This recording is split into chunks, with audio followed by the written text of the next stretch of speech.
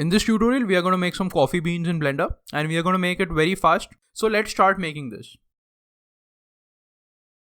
The first thing that I'll do is I'll add a plane. So Shift A and I'll add a plane. I'm going to go to my render tab and change it to cycles. That is quite important. Change the feature set to experimental. And if you have a good GPU, you can turn on GPU in the device. And you can also turn on adaptive sampling.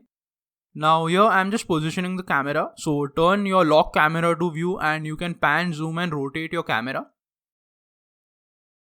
Now it's time to set up the environment of a scene. So for that I'll use an environment map. As always, I'll leave a link down in the description so you can go and download it. Also turn on the transparent setting in your render tab. And you can scroll down to your color management section and change it from filmic look to standard. I'm going to select the plane, go to my modifiers tab and I'm going to add a subdivision surface modifier. And as you can see, we have some new options in our subdivision surface. So this is because we turned on that experimental feature set. So turn on adaptive setting. So what this does is it will adaptively subdivide your mesh. So the parts of the mesh closer to the camera will be subdivided more and the parts farther away will be subdivided less. Change the dicing scale to 0.1. So the smaller you set this, the more subdivided your mesh will be. So you can play with that value. Okay, now it's time for the material. So we are going to use a basic texture and I'll leave all the textures down in the description. Connect the image texture node into the principal BSDF. And if you have the Node Wrangler add-on enabled, you can select the image texture node and just press Ctrl T to bring up the texture coordinate and the mapping node. Now change the texture coordinate from UV to object. Now for this particular texture, I'm going to just change the scale to 0.5 and I'm going to open up my texture.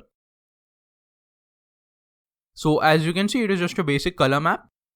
I'm going to Shift D, duplicate that image node and this will be for the roughness map. So again, you can download all the textures. I'll leave a link down in the description. So open up your roughness map, connect it to the roughness and you have to give the same mapping information to all of our images. In this one, I'm going to open up the height map. And we are going to use some micro displacement to make our coffee beans.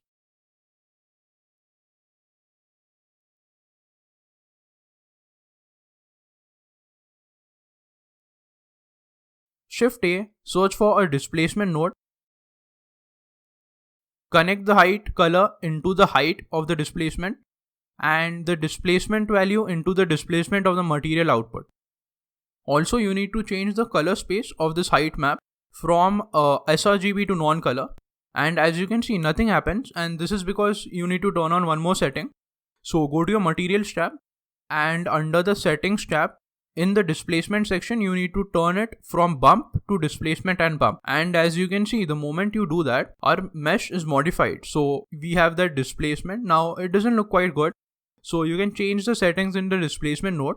I'm just going to change it to 0.1. So a scale of 0.1 looks good. So as you can see, we get that cool displacement. I'm going to just position my cursor, something like that. And I'm going to go Shift A and empty and add a empty. And this empty object will be responsible for our depth of field. So you can rename it to DOF, depth of field. And in the camera panel, you can turn on depth of field. And in the focus object, you can select the DOF empty object. An f-stop of 0.1 gives you that cool blur. And you can increase the blades to whatever you like. You can also play with the rotation and the ratio.